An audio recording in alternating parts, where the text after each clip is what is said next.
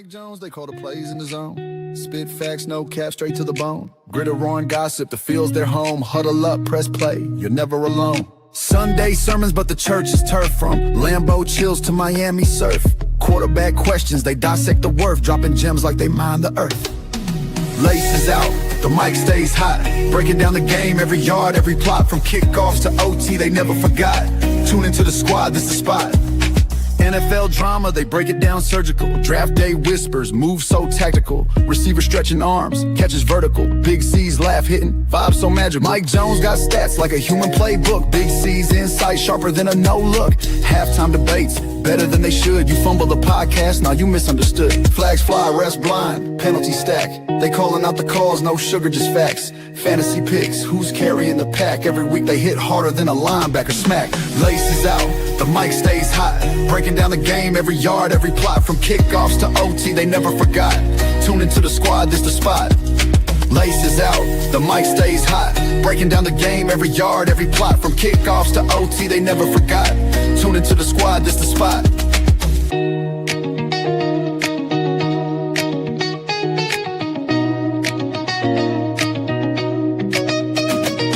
Sunday sermons, but the church is turf. From Lambeau chills to Miami surf. Quarterback questions, they dissect the worth. Dropping gems like they mine the earth. Laces out, the mic stays hot. Breaking down the game, every yard, every plot. From kickoffs to OT.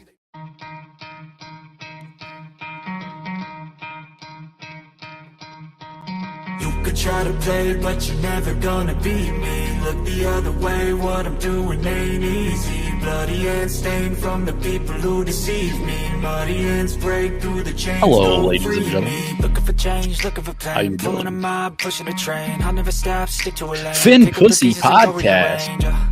I'll be Let the me best, guess, but all Michael the rest K put me to the made test, another yeah. account, huh? Expect nothing less, you check as I'm chest. What's happening next? Yeah. He got the venom, a tangible weapon. No coming in second. This life is a lesson. He got a new engine from planets of fucking blessing. New focus, no clown. guessing. Just bold an obsession. All in his possession. You got their attention. Now leave an impression and take your redemption. Just kill no discretion. Your mind is a weapon. 11-11. It's time for progression. You could try to play, but you're never gonna beat me. Look the other way. What I'm doing ain't easy. Bloody hands stained from the beat.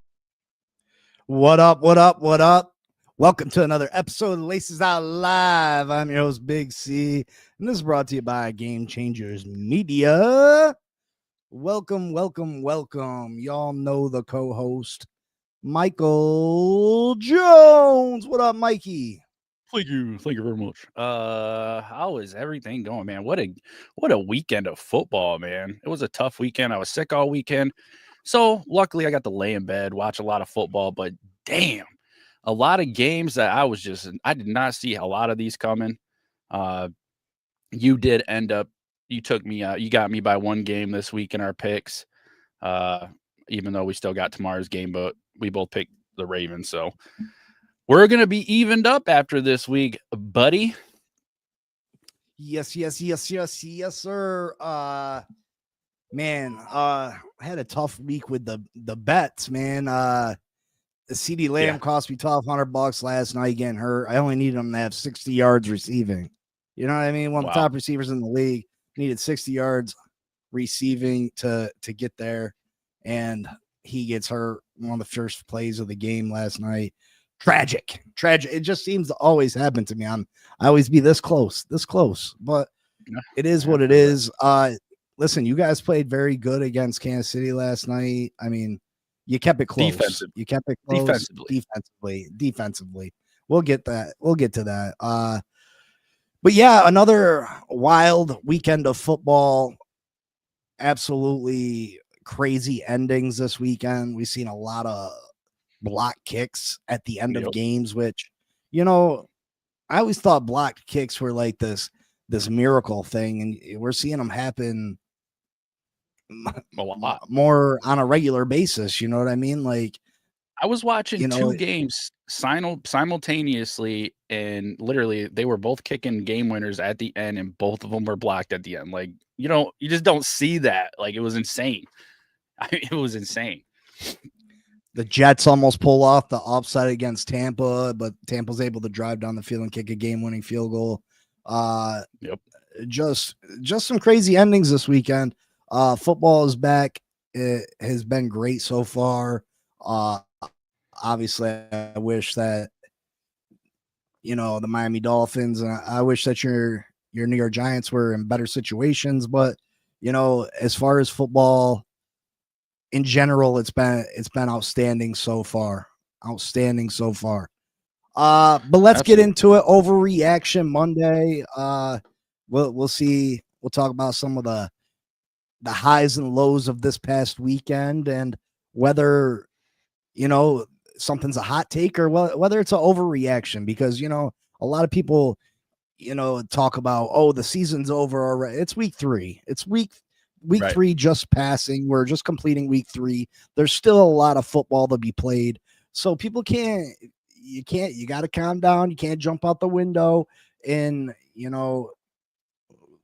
let's get into it. Let's get into it. All right. Let's get into the first one. The Texans should really start planning to move on from CJ. I like this one. I think this is a complete overreaction. This is this kid's 3rd year. He had a fantastic first year, right? And I'm not a big CJ Stroud fan. So I'm not being a fanboy by any sense of the imagination. But the kid's this is his 3rd season.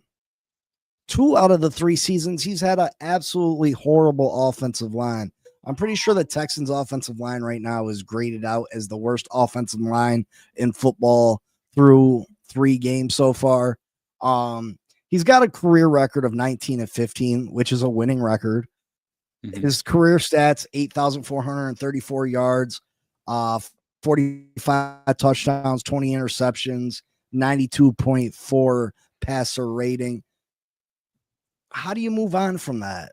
He's not the issue with this football team, in my opinion. Could he play better? Sure. Everybody could play better. But the real problem with this football team is the offensive line. They are terrible up front. And it's hard to be a good quarterback when your offensive line is so bad. So bad. So I can respect that. I think it's an overreaction. I think you could build up front, and this kid can win you football games. Okay. I can see that. I get the offensive line. I can totally get with that, as a Giants fan. So I can feel you. It's tough though. You just expect so much. You expect so much from people sometimes, and it just never manifests itself. So you kind of like, what the hell? Especially, it's hard for me, especially being a Giants fan. So it's like I'm always trying to be positive, but it's hard not to go into the negative about these quarterbacks, especially. All right. Well, I mean, if your quarterback's got a winning record and he's doubled his touchdowns or double his interceptions, and he's got a 90-some passer rating, like how do you move on from that? I think people take quarterbacks for granted. There's only a couple great ones. There's only a couple of great ones in the league. Everybody else is, you can compete with them. You can compete with them with a very good quarterback. You're going to compete with most teams in this league. Right. So how do you move on from a good quarterback? Fair enough. All right. Oh, did I really just do that again? Seahawks made the right choice with Darnold over Geno. Listen, I think so. And I'm not a Sam Darnold guy. He's not my guy. Geno Smith is not my guy. Both quarterbacks were selected early by the New York Jets. Sam Darnold in the 1st round, Geno in the 2nd. So I have no love for either one of these guys. Once a Jet, always a Jet, in my opinion. So screw them, both of them. Goddamn. Yeah, I think the Seahawks made the right move. Geno Smith is 34 years old. Sam Darnold's 28. Geno Smith's career, he's 41-45 as a starter, 1-2 in the playoffs. He's thrown for 19,174 yards in his career, 109 touchdowns, 76 interceptions, has a rating of 87.9. Sam Darnold has He's 37 and 39 as a starter, so the winning percentage is close. Mhm. 17,446 yard or 17,046 passing yards, 102 touchdowns, 70 interceptions. So the numbers are very similar, except Sam Darnold's 6 years younger. So in 6 less years, Sam Darnold has produced what Geno has in his career. Also, Geno's making about $4 million more per year than Sam Darnold. So, I mean, Sam Darnold has more potential, in my opinion. He's put up better not better stats, but he's put up the same amount of stats, the same amount of touchdown production in 6 fewer seasons. So, I mean, I don't think it's a huge upgrade, but I think Sam Darnold is an upgrade over Geno Smith, no matter how slight it is, just for the simple fact he's younger. And yeah. Michael K. Sorry, Mike. Joe, I've eliminated Michael K from this group. He brings nothing positive to the group. He just constantly talking. Like, you know, we didn't even start the show yet, and he was already in the chat clowning, made a new name. Foremost, you got an issue with me. I was right in Buffalo. You know what I mean? I was in Buffalo. I said, come see me. He knew where I was at. And again, like, nothing against this guy. I've talked to him on the phone. He seems like he's a really good guy, but I come here to enjoy my time, and he makes it unenjoyable for me. He really does. So it is what it is. I don't want to have to eliminate anybody from the group. You know what I mean? I'm not going to eliminate you if you disagree with me. Absolutely not. You know what I mean? I encourage disagreement, but there's a difference between just running your damn mouth like a, you know what I mean? So if you guys feel some type of way, I apologize, but it was no longer becoming fun for me. I feel that.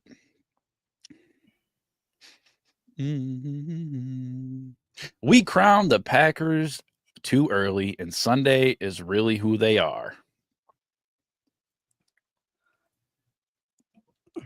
I think that's an overreaction. I mean, maybe we did give the Packers, we put them too high on a pedestal, but I think this is a really good football team. I think they're going to be competing for the Super Bowl at the end of the year. I wouldn't say they're the favorites out in the NFC, but I think they'll be there. I think they'll be competing with the Eagles, the Lions, the Rams. I think Tampa Bay. I think they'll be one of those teams that has an opportunity when it's all said and done. I just think they ran into a really good defense in Cleveland, who kept them in the game, kept them good, kept them close, and Cleveland was able to pull it out.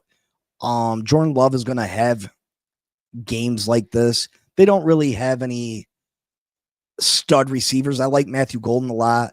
I like Josh Jacobs at running back, but they don't got no superstars at the wide receiver position. Green Bay has been notorious for not bringing in stars to help out their quarterbacks. I would love to see them make a trade for a top of the line wide receiver. Maybe if Tyreek Hill becomes available, that would be huge for Jordan Love and this Green Bay Packers team. But Cleveland's defense is nasty. And if they could just get some good quarterback play, if Joe Flacco could stop turning over the football, maybe it's time to see what Shador's got. Maybe it's time to see what Dylan Gabriel's got. I never understood why they brought Joe Flacco back to this team. I don't think they had high expectations for the season. So Joe Flacco, he's just a waste in my opinion. Put Dylan Gabriel in there. Put Shador Sanders in there. See what they got. I don't think they can be very much worse than what Joe Flacco's giving you.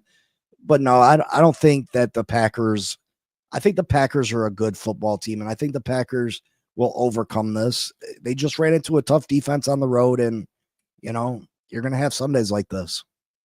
Yeah. Fair enough. I agree. I agree, but I also agree with you. I don't understand the whole Flacco thing. You got Shador, and what was the other guy's name? I can't remember. Dillon Gabriel.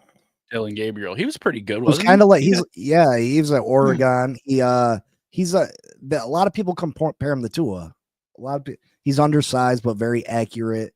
Throws the ball with good anticipation, or a spot thrower, whatever you want to call it. But you know, Right. Deshaun Watson's still hurt, Raphael, I think. I mean, I'd like to see what Shador can do. Honestly, can't be any worse than Flacco. Flacco's old. He can't move. Raphael, I think they got rid of Kenny Pickett. I think they traded him. Yeah. The Bears will finish top 2 in the NFC North. Overreaction. Again, we got the Green Bay Packers and the Detroit Lions. I think both those teams are considerably better than the Chicago Bears. Although, was this the coming out party for Caleb Williams last night? He looked phenomenal. Ben Johnson's offense finally getting going. This is the reason they brought Ben Johnson over to the Chicago Bears to work with Caleb Williams. Caleb Williams, listen, if he can just get out of his own way, I think it's a mental blockage right now, but he throws the ball. It's just a thing of beauty. The way he throws the ball, his release is something special. This kid's got the tools to be a great quarterback. Ben Johnson, we've seen the success he's had with the Detroit Lions as an offensive coordinator. This Bears offense can be really, really special. They beat up on the Dallas Cowboys last night. Hopefully Caleb Williams can turn this into not just a single game performance, but put on a little, get into a little bit of a rhythm and give us performances like this on a weekly basis. But I still don't think the Chicago Bears are ready to compete with the Detroit Lions or the Green Bay Packers on a consistent basis. I think those teams are two of the better teams in the NFC. And then you still got the Vikings too, which, that Vikings defense yesterday looked super special.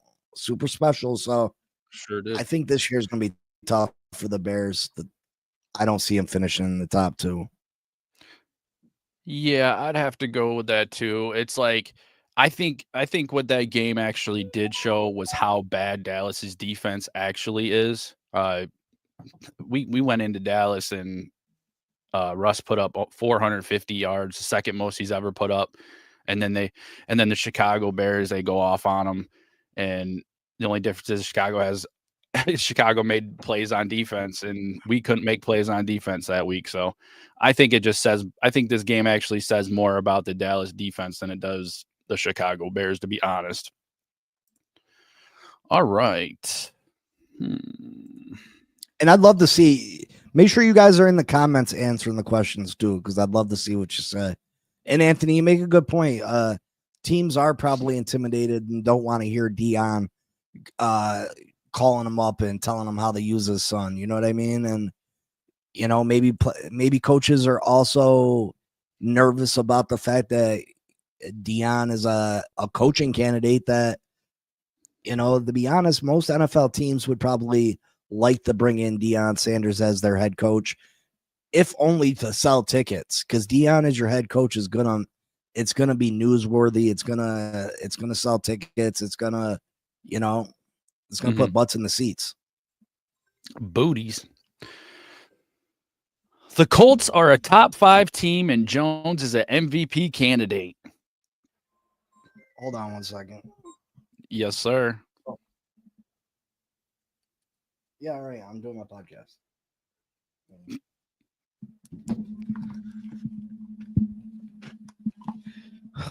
The Colts are a top 5 team, and Daniel Jones is an MVP candidate. I mean, this isn't an overreaction right now. At this point, it's not an overreaction. The Indianapolis Colts have been fantastic. Do you know the Indianapolis Colts have? You know how many times they've punted this year? I'm guessing 1 or 0. Once. That's In 3 games, the insane. Indianapolis Colts have punted once. That's insane. That's pretty good. This team is 3-0. The competition, you can argue about that. They haven't beat any great teams. So I mean, Denver's a really good team, a playoff team from a year ago, though. I think the Colts are legit. As far as Daniel Jones, an MVP candidate, listen, if this was the NFL 10 years ago, yeah, Daniel Jones would be a MVP candidate all day, right? But this day and age, there's only two real candidates, and that's Lamar Jackson and Josh Allen. The things they can do on the ground just separate them from everyone else, and it's unfair. They're such great athletes, it makes it unfair. And to be honest, unless someone can match their athletic ability and be able to run the football like Josh Allen and like Lamar Jackson, those are going to be your two MVP front runners for the next 4 or 5 years, probably. I mean, Jalen Hurts, if Jalen Hurts could throw the ball a little bit better, throw the ball more often, I mean, you could probably put Jalen Hurts up there. Jaden Daniels, maybe eventually. What other quarterbacks had that running ability? I mean, there's a couple that had the running ability, they just don't run it Right. as high a clip as Josh Allen and Lamar Jackson. But yeah, I mean, that second tier of quarter players, yeah, I mean, if there was a junior MVP, yeah, he'd be up for it. You know what I mean? A junior MVP. I mean, yeah, I get it. It just sucks because sometimes you think of MVP and you're thinking does it really have to be all based on stats? And I think that's where the award is kind of messed up, because you do notice that a lot of times it's going to people with incredible stats, which isn't wrong. I won't knock them for it. But sometimes I like to also think that your most valuable player, say Daniel Jones and the Colts have only 2 losses in the regular season, and Daniel Jones is the guy they brought in. He has a good year. He has really good numbers that are positive. How do you interpret that from, okay, so what? Lamar Jackson had this many rushing yards on top of 4,500 passing yards and these touchdowns, but they lost 5 games or something like that. And then you would have Daniel Jones come in, maybe lose only 2 games, maybe only throw 1 or 2 picks, have a decent amount of touchdowns and 4,200, 4,500 yards. I don't know. I fight with the MVP thing because in my opinion, I really believe that, most valuable player is supposed to be the most valuable player on your team. And with Lamar Jackson, yeah, he still gets amazing numbers, but he also has a lot of good people around him too. So I don't know. I'm kind of on the wall. The thing is, I mean, if the Bills were to win 10 games per se, and the same thing with the Ravens, and let's say the Colts won 15, I think that evens it out. So maybe he would have an opportunity if his passing stats were better. Right. But what the hell is this? What? Someone dropped a whole bunch of NFL streaming. Oh no. Yeah, what is that? But yeah, I think that might even it out. People threw in the name Justin Herbert. Justin Herbert can run the ball really efficiently. He runs the ball a lot. I don't think Justin Herbert is the passer. He's got a strong arm, don't get me wrong. But I think if Justin Herbert throws the ball more, he's going to turn the ball over at a higher clip. So Justin Herbert's been great through 3 weeks. Don't get me wrong. He's definitely in the conversation as of right now. But I think if he has to throw the ball more, Justin Herbert will turn the ball over at a higher clip than Josh Allen or Lamar Jackson. I just don't. Right. I don't trust Justin Herbert quite as much as Josh Allen, Lamar Jackson. But Justin Herbert has all the tools to compete for a MVP. So he's definitely one of those quarterbacks that I would add to the list along with Jalen Hurts, Jaden Daniels, those type of quarterbacks. But if the win-loss record is considerably different, then yeah, that might propel a guy that has maybe doesn't have the stats on the ground. And Daniel Jones can run the football too.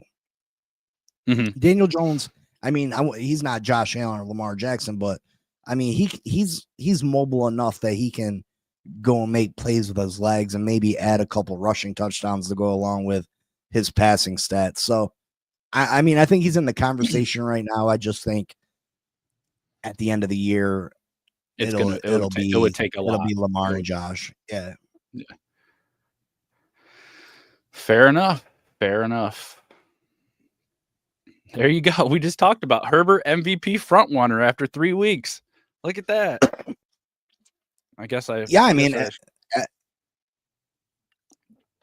Absolutely. So far, I mean, I don't know what up, JD.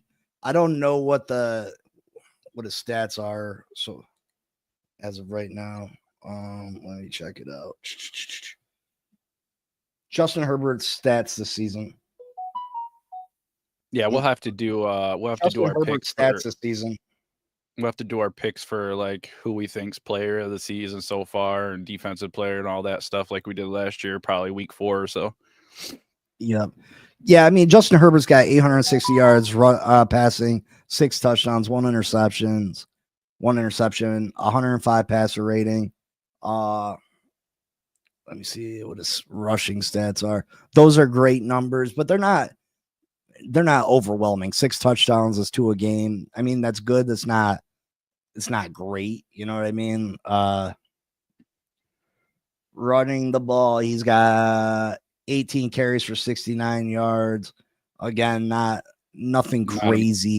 But if you put it against someone like, let's take a look at Lamar Jackson's stats this season.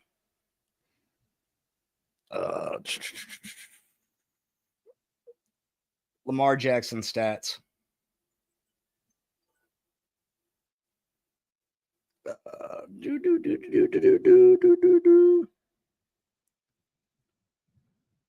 Lamar Jackson. He's got 434 yards, 6 touchdowns, no interceptions, and he's only played 2 games, and Justin Herbert's played 3. 136 rating, where Justin Herbert only had 105. And then his running, he's got 83 yards and a touchdown, and he's still got a game to play. So all his stats across the board are better. And by the time you get to the end of the season, you know what I mean? Like, yeah, they're just going to be considerably better than Herbert. You know what I mean? Yeah.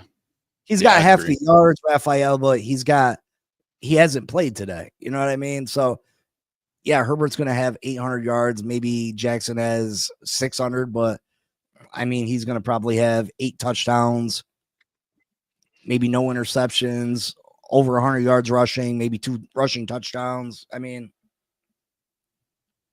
400 passing yards better than 8. Yeah, but he's still got 1 game, Raphael. He's still got 1 more game. Yep. But yeah, Herbert's definitely in the conversation right now. I just don't want to jump the gun. Well, it's not that. I just think be able to keep up. Yeah. The Bengals season is toast. This isn't an overreaction whatsoever. I mean, the Bengals, they're 6-8 without Joe Burrow. This defense is not good. Their backup quarterback yesterday was horrible. Browning was horrible. He wasn't great the week before, even though they pulled off the win. He had 3 turnovers last week. No, Herbert didn't win. He didn't win no national championships. Octane. He went to Oregon. He didn't win. Oregon didn't win no national championships. Yeah, but the Bengals season's over. It's a wrap for them. You know, we went into the season talking about if the Bengals were going to have a successful season, they were going to have to put up a bunch of points. I don't think they're capable of that with Browning. He's not. You know, we were talking about Joe Burrow in this team putting up 30, 35 points, 40 points a game. Browning's not Joe Burrow. This season's a wrap. By the time they're talking 8 weeks minimum for Joe Burrow, at that point, the Bengals, they're going to be out of it. I think Joe Burrow probably doesn't even return this season. Yeah. Maybe the Bengals try to make a move for a quarterback. Kirk Cousins possibly is a name out there. I don't know how that contract would work because Kirk Cousins getting paid a pretty penny. Who What do you else? think? Who else is a possibility? I think Russell Wilson would be a possibility if the Giants decide to start Dart. I don't think they're going to go back because I think if they start Dart, I think they're going to have Jameis be the backup. I just don't think you go back to a Russell Wilson if you bench him. So I think Russell Wilson would have a good opportunity to go to the Bengals, especially with Jamar Chase and T. Higgins over there. Jamar Chase can definitely get over the top. Well, I was thinking of another Giants quarterback. Winston. What's his face? Yeah, Jameson Winston would be a quarterback that I could see. You know, Winston's going to throw interceptions, but Winston can also put up huge touchdown numbers with these receivers. So maybe Jameis Winston. Mac Jones has been phenomenal with the 49ers. Well, not phenomenal, but he's been, I mean, 49ers are 3-0 and he started 2 games. Brock Purdy's supposed to be back this week. So maybe Mac Jones, maybe Zach Wilson from the Dolphins. I don't know, but I don't think anybody that they bring in is, you know, maybe Kirk Cousins is good enough to help this Bengals team out, but I still think that it's a wrap for them. There's going to be too many teams. Like I said, this team was going to have to score a lot of points, and the only quarterback that was going to be able to do that for them that's available is Joe Burrow. Yeah. Yeah. You know what I mean? Obviously, if you had Josh Allen or Lamar Jackson, but those aren't realistic options. Yeah. I mean, I agree. I think they need to just try to bring in a different quarterback for the time being because I don't think by the time Joe Burrow comes back, like you said, it's probably going to be too late, and you're not going to sit there and put him in for the last 3 or 4 games just to worry about him getting re-injured again. You would obviously sit him till the next season. So I agree with that. And, you know, everybody talks about the Miami Dolphins moving on from Tua Tagovailoa because of injury. When does that become a possibility for the Cincinnati Bengals? Because Joe Burrow has missed a lot of time. And I understand that Joe Burrow and Tua aren't the same. Joe Burrow, obviously, when he's on the field, is one of the top quarterbacks in the league. But the problem is he does not stay on the field. Right. JD says the Bengals aren't trading for a quarterback. Well, I mean, if they want to compete this year, I think that's the only realistic option for them. Agreed. Wilson's experiment is over. Giants will be starting Jackson Dart this week, week 4. I don't think that's an overreaction, to be honest. They kept panning over to him last night. I thought there was a chance that he was going to come in last night and take over for Russ. You know, everybody was talking about that game against the Cowboys. Russ Wilson, 450 yards, 3 touchdowns and an interception, 123 passer rating. Those numbers are great. You know what I mean? But let's not, you know what I mean? You can put a dress on a pig, but that don't make it any less of a pig. You know what I mean? Well, yeah. They took away his superpower. They ran double high safety all night long, and Every time he went deep, it was a pick. Like, it was underthrown. It wasn't where it was supposed to be, and he was thrown into double and triple coverage all night. So that just all you got to do is take that away from Russ, and Russ is already going to take sacks even if you don't leave that open. So you add that up, and to take the deep ball away, what's Russ good for? I mean, well, if you take away the Cowboys game, the 2 games, if you minus the Cowboys game in 2 games, he has 328 yards passing, 0 touchdowns, 2 interceptions, and a 51.55 passer rating. That's if you take away the Cowboys game. So wow. He's been horrible. He's been, Yeah. That is terrible. That is Yeah, freaking that is. terrible. So, I mean, Oh man, you know what I mean? that's What up, awesome. Cap? What up? You gonna say some trade offers? Listen, I don't want to talk to you about no trade offer. You traded Saquon Barkley away. That's what I wanted. Oh, But man. yeah, I think Jackson Dart gives this team the best opportunity to win. You know, I told you that I felt like they should hold off just because they got a rough schedule coming up. But if they want to compete and really compete this year and give themselves the best opportunity, Jackson Dart's your man.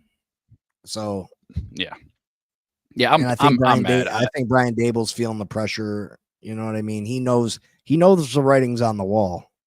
He doesn't have next year, so he's got to make it work now. So he's probably more likely to try to, hurry up, help me, save my job, kid. You know what I mean? Yeah. I just think Marriage did the wrong thing last year. He should have got rid of everybody. Should have got rid of the offensive coordinator, defensive coordinator, the GM, and he should have got rid of Daboll. I'm not seeing it. I'm not seeing the play calling. I'm not seeing the defensive play call. The defense, probably the best game we've had in the 3 games was this weekend. But at the same time, I still think we could have did better. I still think it could have been better, and I still think it should be better. I don't have faith in the coaching staff. I don't have faith in ownership doing the right thing for the team, because what Merritt did is he took the lazy way out. Instead of getting rid of these guys, bringing in a new coach and letting them deal with the draft. I'm happy with who we got in the draft. Like, I'm happy with our draft 100%. I never had an issue with Joe Schoen doing our drafts and being a part of that, because he does a good job. But it always comes down to we don't put the right things together. And I think it comes down to coaching. It's all coaching. And I'm just sick of it. Like, you can only try to make excuses and sit there and believe in something for so long. And you know what? Daniel Jones is gone. And that's one thing about Daboll is I feel like he never takes any responsibility, and they go, oh, well, we're having a bad year because of Daniel Jones, our quarterback. We got a quarterback problem. And it's always the same thing, the same excuses. And I'm just really disappointed. I really think John Mara should have blew up that whole coaching staff and everything last year. And he did the weak thing. Because it is harder to go back into interviews for coaching and all that. And I understand that. But he took the bitch way out, and I'm not very happy about it. And I think, honestly, this next week there better be fucking planes flying over that stadium and telling them they want change, because you could hear it. The crowd was happy when Jackson Dart came in, and then when they brought him back out and Russ was going back in, they were booing. Like, at some point, something's got to give, because this isn't the first year that the Mara and the family and the owners have heard this from the fans. It's every year, the last 4 or 5 years, except for 22 when we went to the playoffs. But it's just, you get the boos, and how more disappointing can it be? Your first home game, you got Kansas City coming in, who can't seem to do anything right. Our defense played pretty decent against them, and honestly, we shot ourselves in the foot. We were in the red zone multiple times. We were down there. And then not to mention, 15 minutes before the game, I'm watching the show. I didn't even get an alert or nothing. All of a sudden, they're just like, oh, yeah, Gano's pulled a groin. So now we got a fucking left-footed punter coming in to try to kick a extra point. And, wow, that was horrible. It's just like this team this coaching, the way that they set everything up, I just don't ever think they're prepared. I really don't. I don't think the coaches and the coaching staff does their due diligence. Like, we shouldn't have this problem. How do we not have some sort of backup kicker of some sort? And Gano just got a $5 million 2-year deal or whatever, and he's already 38 years old. We had an issue with him last year getting injured. Like, it's obviously a problem. And here we are, week 3, going into our biggest home opener, just because this would put us at 1-2, and we'd get to beat the Kansas City Chiefs. That would give us all this momentum, a good pump up for a positive side. And no, we don't even have a kicker that can kick. So we're worried about that. And and then Tracy, he took a smack on the sideline. I think he's out. Got hit in the shoulder, but the one highlight of last night was really Cam Skattebo. Like, he looked amazing. Andrew Thomas was in. They had him on a play count on 25, I think 25 plays, and he didn't even play the last drive of the first half, which, I mean, that's pretty important. Like, okay, are you that set up on a 25 play count for somebody? Like, this is football. Like, at least could have finished the half and I would have been happy. At least finish the half. Like, is it really going to matter if he takes 5 or 6 more snaps? Is pulling him out at exactly 25 going to be any different than pulling him out at 35?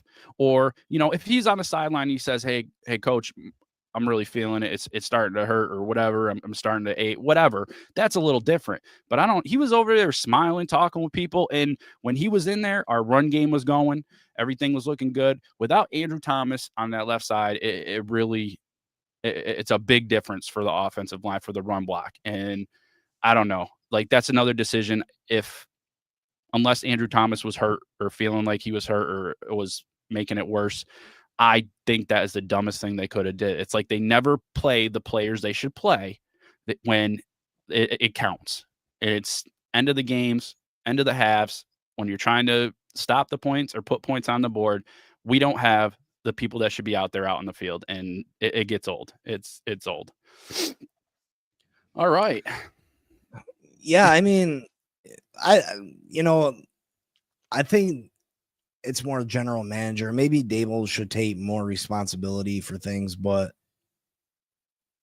you see in Daniel Jones have success over there with Indy, and it's been an issue with them getting the right players along that offensive line. And I think if you had a good offensive line, this team would be considerably better. Yeah. And the thing is we just can't put things together. Like, you're breaking offense up. plays better. Are we good? But I mean, that's my rant about the Giants. It was a rough. Still breaking up? Yeah, a little bit. It was a rough game to watch. End of story. It was terrible. I was happy with the defense, but watching Russ just have the day he was having and not seeing Jackson Dart come in after halftime, very disappointed. They're very disappointed, and I'm not gonna lie, I was pissed. I just wanted to break shit. I was in a bad mood watching that game. That's all. That's all I got.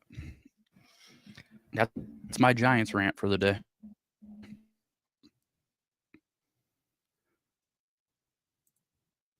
I'm definitely I wanted Cam Skattebo a lot. That kid runs with he just runs with anger and intention to hurt people. You know what I mean? He's like a bowling ball, bro. Yeah. He So does. I love it. Get a lot. I think he's gonna have a really nice. I don't know if it's a long career, but I think he's gonna have a nice a giant favorite for a long time. You know what I mean? Overreaction, Giants versus Dolphins in the Super Bowl. That is not an overreaction. That is listen, where do I bet on that one? Because that is likely to happen. Sometime in the course of infinity years. But yeah, we'll do a fantasy show soon. Yeah, absolutely. That's it. That's all I got for you today. All right, let's grab a quick pick. People are going to be tuning into Monday Night Football. Who do you like tonight and why? I got the Ravens. I don't know, though. Detroit, man, they could put up the points. I honestly think the Ravens have a better all-around team. I think Derrick Henry gets it going tonight, has a bigger game than he did last week. I just think I just like the Ravens. I like the Ravens over Detroit. I don't want the Detroit to do good. I don't. I wanted them to do good last year, and it just didn't work out that way. So I got. I think. Go ahead. I got the Ravens. What's the score? That's it. Score. We did the scores. 35-31. Oh. And you got them at 38-35. Oh, I thought we already picked. I didn't think we had already picked. I'd be forgetting. For some reason, I think that I see the Lions as more of a finesse team, and I don't know if that's fair. You know what I mean? Just when I think of the Baltimore Ravens, I think of a smash mouth team more so than the Lions.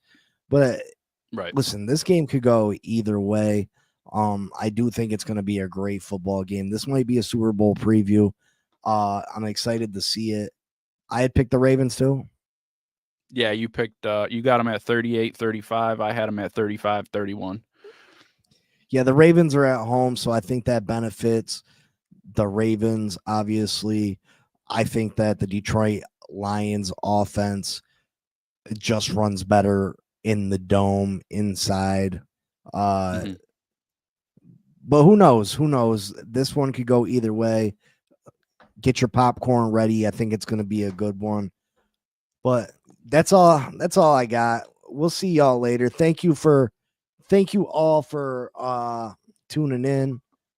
Again, I'm sorry about if you have an issue with me blocking Michael K, but I do this for fun and he makes it unfun for me.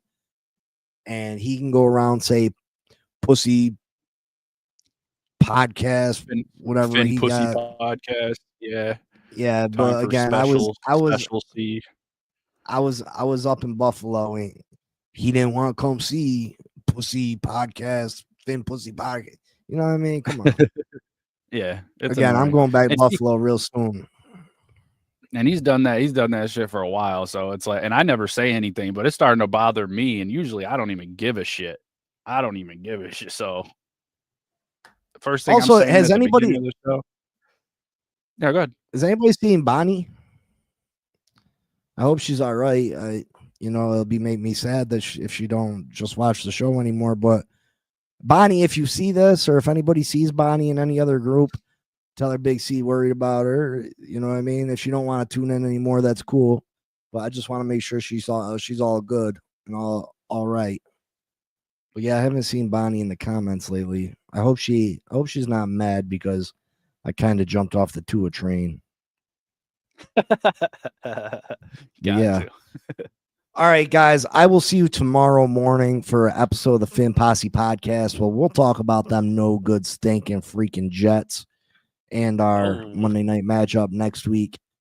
But until then, you know what it is. Finn's up for Pray for the Dolphins. Pray for the Giants. Pray for us both. Hallelujah. And we'll see y'all later. Peace. Big C and Mike Jones, they call the plays in the zone. Spit facts, no cap, straight to the bone. Gritter, roaring gossip, the field's their home. Huddle up, press play, you're never alone. Sunday sermons, but the church is turf. From Lambeau chills to Miami surf. Quarterback questions, they dissect the worth. Dropping gems like they mine the earth. Laces out, the mic stays hot. Breaking down the game, every yard, every plot. From kickoffs to OT, they never forgot. Tune into the squad, this is the spot. NFL drama, they break it down surgical. Draft day whispers, moves so tactical. Receiver stretching arms, catches vertical. Big C's laugh hitting, vibes so magical. Mike Jones got stats like a human playbook. Big C's insight sharper than a no look. Halftime debates, better than they should. You fumble the podcast, now you misunderstood. Flags fly, refs blind, penalty stack. They calling out the calls, no sugar, just facts. Fantasy picks, who's carrying the pack? Every week they hit harder than a linebacker smack. Laces out, the mic stays hot, breaking down the game, every yard, every plot. From kickoffs to OT, they never forgot. Tune into the squad, this the spot. Laces out, the mic stays hot, breaking down the game, every yard, every plot. From kickoffs to OT, they never forgot. Tune into the squad, this the spot.